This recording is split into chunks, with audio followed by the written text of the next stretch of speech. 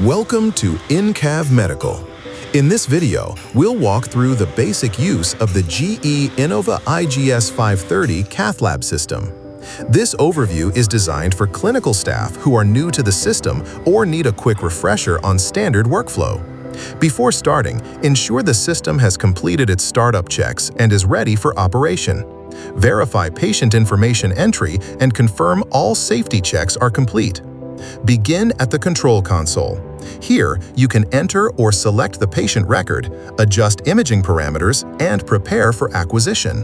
The touchscreen interface allows you to select exam type, protocol, and imaging settings.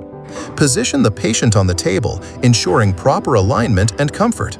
The motorized table can be adjusted for height, tilt, and longitudinal movement. Use the joystick or control panel to position the C-arm. The system allows for smooth, precise angulation to achieve optimal imaging views. Select fluoroscopy mode for real-time imaging.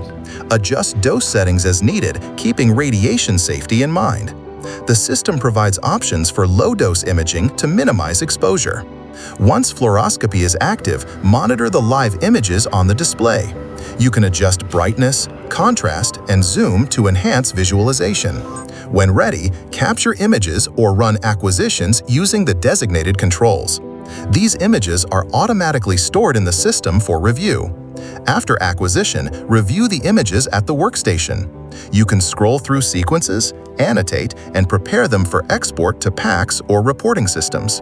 That covers the basic operation of the GE Innova IGS 530 Cath lab system. Always follow your facility's protocols and safety guidelines when operating the equipment. Thank you for watching.